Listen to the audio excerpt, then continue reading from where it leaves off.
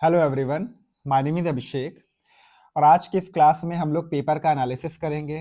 Paper जो कल आपका 16 अप्रैल को हुआ था असिस्टेंट प्रोफेसर का, उसके फर्स्ट पेपर को हम लोग एनालिसिस करेंगे। ठीक है, ये जो पेपर है ये आपका सेकंड शिफ्ट का पेपर है। तो जिसका सेकंड शिफ्ट में हुआ होगा वो जो है मिला लेगा। ठीक है, इसमें हम लोग आंसर को डिस्कस करेंगे और एक क्वेश्चन है जो थोड़ा सा ट्रिकी है, मैं उसको भी बताऊंगा उसमें क्या हो सकता है। उसमें 50-50% चांस है। ठीक है, चलिए देखिए, साथ में आप लोग कमेंट जरूर करिएगा कि आपके कितने सही हैं। अभी तक हो सकता है आप लोगों ने सर्च करके देख भी लिया हो कि कौन सा सही है कौन सा गलत है, तो आप कमेंट जरूर करिएगा। ठीक है, चलिए देखिए, पहला क्वेश्चन कह रहा है किस शहर में पैरा एशियाई खेल, एक मिनट, हाँ, तो पहला क्वेश्चन है किस शहर में पैरा एशियाई खेल 2023 का आयोजन किया गया था, यानी आयोजित कहाँ किए गए थे। ठीक है, तो ये आपका चाइना में हुआ था, हांगजो में। ठीक है, चाइना के हांगजो में हुआ था। तो फर्स्ट का है ऑप्शन नंबर डी, देख लीजिएगा, हांगजो। सेकंड क्वेश्चन कहता है, देखिए उससे पहले मैं क्वेश्चन पहले से बता देता हूँ कि जो पेपर का लेवल था ना, ये इजी तो बिल्कुल नहीं था।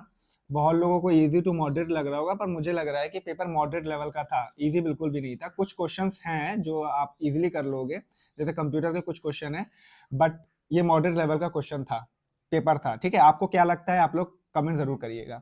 सेकंड क्वेश्चन है संघीय बजट 2025-26 के तहत पहली बार कल्याण हेतु सामाजिक सुरक्षा स्कीम का प्रस्ताव दिया गया। ये किसके लिए था? इसका ऑप्शन नंबर डी है, ऑनलाइन प्लेटफॉर्म श्रमिकों के लिए। ठीक है, ऑनलाइन प्लेटफॉर्म श्रमिकों के लिए। सी देखिए क्वेश्चन क्या कहता है, गीगाबाइट शब्द का तात्पर्य क्या है? तो इसमें आपको बताना है, ये मैंने जब मैं करा रहा था कंप्यूटर की, मैंने क्लास ली थी, वीडियो बनाई थी, उसमें मैंने बताया था कि मेमोरी से क्वेश्चन आना ही आना है। ठीक है, इसका क्या हो जाएगा? Option number D. Next question है, बहुत अच्छा क्वेश्चन है, किस संविधान संशोधन द्वारा सहकारी समितियों को संवैधानिक दर्जा प्रदान किया गया? तो ये संविधान संशोधन था, ये था 97वां। ठीक है, 97th जो हुआ था कॉन्स्टिट्यूशन अमेंडमेंट एक्ट, उसके तहत हुआ था। तो ये देख लीजिएगा, सी है इसका राइट आंसर। समाजमिति परीक्षण का प्रयोग सर्वप्रथम किसने किया था? ठीक है, तो इसका राइट आंसर हो जाएगा जेएल मोरेनो ने, जेएल मोरेनो ने। नेक्स्ट क्वेश्चन है, निम्नलिखित वायुमंडलीय गैसों को उनके आयतन प्रतिशत के घटते क्रम में व्यवस्थित कीजिए। ये आई थिंक सभी का सही हुआ होगा, मतलब जो जो थोड़ा सा पढ़ के गया होगा। देखिए सबसे पहले क्या होता है, नाइट्रोजन, सभी को पता है। ठीक है, उसके बाद ऑक्सीजन, उसके बाद आर्गन, फिर है कार्बन डाइऑक्साइड। यानी पहले आएगा सेकंड, फिर आएगा थर्ड, और फिर आएगा फोर्थ, देन आएगा फर्स्ट। यानी ऑप्शन नंबर डी इसका राइट आंसर हो जाएगा। सेवेंथ क्वेश्चन कह रहा है, भारत का पहला सौर मिशन आदित्य L1 कब, देखिए हाँ, आदित्य L1 से मैंने बताया था एक मिशन से क्वेश्चन पूछा जाता है, कब लॉन्च हुआ था? तो ये आपका हुआ था सितंबर 2023। ये हो जाएगा इसका right answer, option number B. किस तिथि को अखिल भारतीय कांग्रेस समिति की बैठक में गांधी जी ने कांग्रेसियों से भारत के विभाजन को स्वीकार करने को कहा था? देखिए इसमें आप सभी को पता है 14 से 15 जून को जो बैठक हुई थी उसमें ये निर्णय लिया गया था। ठीक है, 1947। तो यहाँ पे ऑप्शन है 14 जून, तो आप ये लगा के आएंगे 14 जून 1947, यानी 8 का हो जाएगा ऑप्शन नंबर बी। 9 क्वेश्चन है, कंप्यूटर बहुत ही फेवरेट था, मैंने पहले बताया था कंप्यूटर से क्वेश्चन आने वाले हैं। दशमलव संख्या जो यानी डेसिमल नंबर जो 10 है उसका बाइनरी रिप्रेजेंटेशन क्या होगा? देखिए जिसका थोड़ा सा बैकग्राउंड होगा कंप्यूटर का उसको इजीली मालूम होगा कि हम लोग कैसे रिप्रेजेंट करते हैं 1 2 4 8। ठीक है, इसमें क्या होता है कि 10 कैसे बनेगा, तो 1 8 प्लस 2 करेंगे तो 10 हो जाएगा, बाकी में इन दोनों में 0 लगा देते हैं। ठीक है, यानी 1 0 1 0 इसका राइट आंसर होगा। जिसने थोड़ा सा तुक्का भी लगाया होगा वो भी सही हो सकता है, जैसा भी आप लोगों ने किया हो। ठीक है, 9th का ऑप्शन नंबर डी है। नेक्स्ट क्वेश्चन कहता है, हाँ मैं इस क्वेश्चन की बात कर रहा था, ऑप्शन नंबर 10। देखिए कई सारे चैनल में आप लोगों को ये भी बताया गया होगा कि इसका ऑप्शन नंबर 1 है, ए है या बी है। देखिए है क्या, इसको पढ़ के आपको बिल्कुल समझ में नहीं आएगा, आपको इंग्लिश का पढ़ना पड़ेगा, आप कोई भी मीडियम से हो। इसको अरेंज करना है पूरे सीक्वेंस में। पहला कह रहा है रॉ डेटा, फिर कह रहा है डेटा प्रोसेसिंग, फिर है एनालिसिस ऑफ डेटा, फोर्थ है प्रेजेंटेशन ऑफ डेटा। आप थोड़ा सा दिमाग लगाओगे तो आपको इतना तो पता चल जाएगा कि सबसे पहले रॉ डेटा होगा, लास्ट में जो ऑप्शन होगा वो हमेशा प्रेजेंट करने का होगा, कि डेटा को प्रेजेंट करना है। ठीक है, यानी पहले नंबर पे होगा 1, और लास्ट में होगा 4। ठीक है, ऑप्शन नंबर इसमें कौन कौन सा दिख रहा है? इसमें ऐसा कोई भी ऑप्शन नहीं दिख रहा। ठीक है, यानी ए तो बिल्कुल ही होगा, आंसर ही ए होगा। आप हो सकता है देखो भी मत, लगा दो। ठीक है, बट यहाँ पे एक थोड़ी सी प्रॉब्लम है, जो करेक्ट सीक्वेंस है ना, वो करेक्ट सीक्वेंस है, पहले है रॉ डेटा, उसके बाद हमेशा प्रोसेसिंग होगी, ठीक है। डेटा की क्या होगी, प्रोसेसिंग होगी, और इस प्रोसेसिंग के बाद होगा क्या, एनालिसिस, ठीक है। और एनालिसिस के बाद क्या होगा, आपका प्रेजेंटेशन। पर ऐसा ऑप्शन में बिल्कुल भी दिया नहीं है। इस ऑप्शन में पहले क्या दिया है, पहले इन्होंने रॉ डेटा दे दिया, उसके बाद बोल दिया कि उस डेटा का फिर एनालिसिस करेंगे, उसके बाद प्रोसेस करेंगे। पर करेक्ट सीक्वेंस ये बिल्कुल नहीं है। पहले डेटा रॉ डेटा होगा, उसको प्रोसेस करेंगे, उसके बाद एनालिसिस करेंगे, फिर क्या होगा, प्रेजेंटेशन होगा, ठीक है। यानी जो करेक्ट सीक्वेंस होना चाहिए वो होना चाहिए 1, उसके बाद आएगा 2, उसके बाद आएगा 3, उसके बाद आएगा 4, ठीक है, ये होना चाहिए। पर ऐसा कोई भी ऑप्शन में नहीं है। बट जो थोड़ा सा करेक्ट लग रहा है वो लग रहा है ऑप्शन नंबर ए। तो यहाँ पे मुझे लगता है 50-50% चांसेस है कि हो सकता है ये सबको पूरा एक एक नंबर दे दें, ठीक है, मतलब पूरा नंबर सबको मिल जाएगा, या फिर ये कर सकते हैं कि ऑप्शन नंबर ए को ही करेक्ट मानेंगे। ये 3 तो बिल्कुल भी नहीं है, जो ये बता रहा है वो गलत बता रहा है, ठीक है। मुझे ऐसा लग रहा है कि ये हो सकता है ऑप्शन नंबर ए बोले, 50-50% चांसेस है, ठीक। चलिए, इसके बाद क्वेश्चन नंबर 11 देख लीजिए क्या बोल रहा है।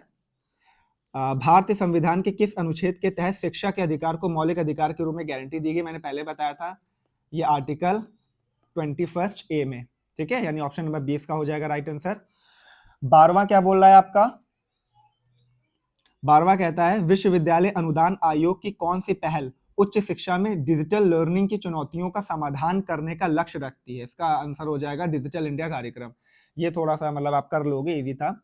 13 देखिए क्या कहता है, स्वच्छ भारत अभियान की शुरुआत कब की गई। स्वच्छ भारत अभियान सभी को पता है कि जब बीजेपी गवर्नमेंट में आई थी फर्स्ट टाइम, यानी एनडीए जब गवर्नमेंट में आई थी फर्स्ट टाइम 2024 में, सॉरी 2014 में आई थी, और ये टाइम था गांधी जी का बर्थ डेट, यानी 2 अक्टूबर 2014, ठीक है। नेक्स्ट है, निम्न में से कौन सा इनपुट डिवाइस है। तो 14 का क्या हो जाएगा, कौन सा इनपुट डिवाइस है। मैंने वीडियो में भी बताया था आपको, जो कराया था कंप्यूटर की, बार कोड रीडर। मैंने बहुत अच्छे से बताया था कि आपको मेमोरी का इनपुट आउटपुट डिवाइसेस का ये सारे क्वेश्चन फेवरेट है, पूछे जाते हैं।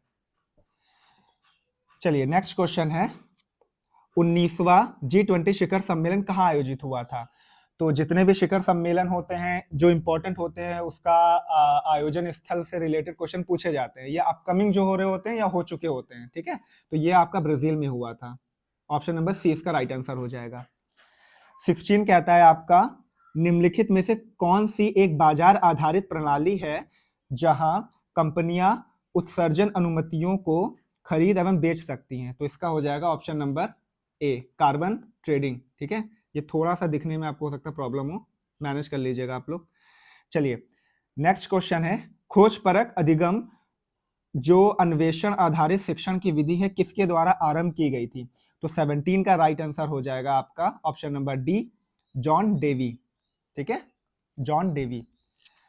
18 है, तमिलनाडु में एक नई राजनीतिक पार्टी तमिलागा वेट्री कजगम किसके द्वारा शुरू की गई। तो जो एक्टर था विजय, उसके द्वारा शुरू की गई थी। तो इसमें है जोसेफ विजय चंद्रशेखर के द्वारा, ठीक है, ऑप्शन नंबर ए इसका राइट आंसर हो जाएगा। 19 है, कार्टाजीना प्रोटोकॉल निम्नलिखित में से किस एक से संबंधित है। तो यह है जीवित संशोधित जीवों से, ठीक है, असल में आपका जैव संरक्षण से संबंधित है। करेक्ट आंसर हो जाएगा ऑप्शन नंबर डी। 20वां क्वेश्चन है, राज्यों में द्वैध शासन किस वर्ष लागू किया गया था। मोस्ट इंपॉर्टेंट क्वेश्चन है, पॉलिटी में मैंने कई बार बोला है, अधिनियम से क्वेश्चन पूछे जाते हैं। इसका राइट आंसर हो जाएगा ऑप्शन नंबर सी, 1919 का जो अधिनियम था, ठीक है। इसके द्वारा क्या किया गया था, प्रांतों में द्वैध शासन लागू किया गया था। और जो 1935 का अधिनियम था, इसमें क्या हुआ था, प्रांतों में जो द्वैध शासन लगा था उसको समाप्त कर दिया गया था और केंद्र में लग गया था, ठीक है। लोगों को कंफ्यूजन 35 और इसमें हो सकती है, तो इसका राइट आंसर हो जाएगा option number C. Next question है 21वां, कहता है निम्नलिखित में से कौन सा एक मानव प्रतिभोगियों को शामिल करने वाले शोध का प्राथमिक नैतिक विचार है। इसका राइट आंसर हो जाएगा ऑप्शन नंबर ए, प्रतिभागियों की गोपनीयता बनाए रखना, ठीक है। चलिए नेक्स्ट क्वेश्चन है, हाँ नेक्स्ट क्वेश्चन है, जब कोई जहाज नदी से निकलकर समुद्र में प्रवेश करता है तो वह कुछ ऊपर उठ जाता है। कारण ये बोल रहा है आपका, समुद्र के जल का घनत्व नदी के जल के घनत्व से अधिक है। तो देखिए कारण भी सही है और इसका क्या है, कथन भी सही है, यानी इसका हो जाएगा ऑप्शन नंबर बी। थोड़ा सा साइंस से रिलेटेड देखिए, डेंसिटी यानी घनत्व का मतलब क्या होता है, गाढ़ापन जो हम लोग बोलते हैं। आप सभी को पता है जो नॉर्मल वाटर होता है, एक आप उसको रख लो, एक ऐसा वाटर जो थोड़ा सलाइन होता है, यानी जो थोड़ा सा नमकीन होता है, जैसे समुद्र का जल होता है, ठीक है, उसको रख लो, तो आपको डेंसिटी पता चल जाएगी, घनत्व पता चल जाएगा किसका ज्यादा होगा, जिसमें जो वाटर सलाइन होगा, यानी क्या, जो थोड़ा सा नमकीन होगा, यानी समुद्र का जल, उसकी डेंसिटी ज्यादा होगी। तो इसका राइट आंसर हो जाएगा ऑप्शन नंबर बी, यानी अभिकथन और कारण दोनों सत्य हैं और सही व्याख्या करता है। ठीक है, एक तरह की बेरोजगारी जिसमें किसी व्यक्ति का किसी कार्य में होना या ना होना कोई अंतर नहीं डालता, क्या कहलाती है? ये प्रच्छन्न बेरोजगारी के अंतर्गत आता है। ये थोड़ा सा इजी था। नेक्स्ट क्वेश्चन है, आंकड़ों की गणना हेतु निम्न में से कौन सा साधन प्रयुक्त किया जाता है? तो जिसने भी एक्सेल पर काम किया होगा उसको पता है कि एमएस एक्सेल का यूज किया जाता है। ऑप्शन नंबर सी इसका राइट आंसर हो जाएगा। मेघस नीच किसके दरबार में राजदूत के रूप में आया था? चंद्रगुप्त मौर्य के दरबार में आया था। ऑप्शन नंबर डी, ये आपका थोड़ा इजी था। 2024 में भारतीय प्रतिभूति एवं विनिमय बोर्ड यानी सेबी की बात हम लोग कर रहे हैं, इसका अध्यक्ष किसे नियुक्त किया गया था? तो यह था माधवीपुरी बुच। ठीक है, ऑप्शन नंबर सी इसका राइट आंसर हो जाएगा। 27वां देखिए, निम्नलिखित ग्रहों को उनके कक्षीय अवधि के आधार पर घटते क्रम में व्यवस्थित कीजिए। देखिए, ये थोड़ा सा ऐसा क्वेश्चन है ना कि लोग पढ़ के भी नहीं जाते। सूर्य की परिक्रमा करने में कितना टाइम लगता है ये कौन ही याद करता है? ज्यादातर लोग सीरीज याद कर लेते हैं ना, छोटे से बड़ा में ऐसे सीरीज हम लोग याद कर लेते हैं। निकटतम कौन है, ऐसे सीरीज याद कर लेते हैं। पर ये भी ठीक अच्छा क्वेश्चन है, आगे वाले एग्जाम में जिसको आता होगा उसके लिए बहुत बढ़िया है, या जिसको नहीं भी आता है वो आगे वाले एग्जाम जिसका होगा उस पे प्रिपरेशन करके जाएगा। ठीक है, तो 27वां देख लीजिएगा, इसका right answer option number C. ठीक है, मैं अभी पूरा कुछ एक्सप्लेन नहीं कर रहा हूँ, पहला यूरेनस है, उसके बाद शनि, फिर है आएगा आपका बृहस्पति, फिर आएगा मंगल। ऑप्शन नंबर सी इसका राइट आंसर है। नेक्स्ट क्वेश्चन है, पर्यावरणीय परिस्थितियों में परिवर्तन के संबंध में पौधों के मौसमी गतिविधियों के समय को क्या कहा जाता है? तो इसको क्लाइमेटोलॉजी बोला जाता है, जलवायु विज्ञान। ठीक है, जब भी आपने जलवायु विज्ञान ये आपका पढ़ा होगा, जब आपने क्लाइमेटोलॉजी, आप दो चीजें देखते होगे। एक, जब आपसे पूछ लिया जाता है कि वेदर और क्लाइमेट में जो अंतर है वो क्या होता है ना, वेदर और क्लाइमेट में अंतर, ये उससे रिलेटेड क्वेश्चन है, आप सभी को पता होगा। इसका है जलवायु विज्ञान, इसका है option number D. Next question है, सेकंड लास्ट क्वेश्चन है कि कोविड महामारी 2020-21 के दौरान सबसे बुरी तरह प्रभावित क्षेत्रों को क्रम भारतीय अर्थव्यवस्था के संदर्भ में चयनित कीजिए। ये सभी का सही हुआ होगा। इसका राइट आंसर है ऑप्शन नंबर ए, सबसे ज्यादा नुकसान हुआ उद्योग को, फिर सेवा, फिर कृषि। ठीक, तीसवा है, निम्नलिखित में से कौन सा एक विषय समवर्ती सूची में नहीं है? शिक्षा नहीं है। देखिए, शिक्षा है समवर्ती सूची में, बाट और माप यानी मेजरमेंट जो होता है वो जो तय किया गया है, ठीक है, दोनों में है। न्याय प्रशासन हो गया या लोक स्वास्थ्य हो गया? इसका राइट आंसर हो जाएगा ऑप्शन नंबर ए, लोक स्वास्थ्य।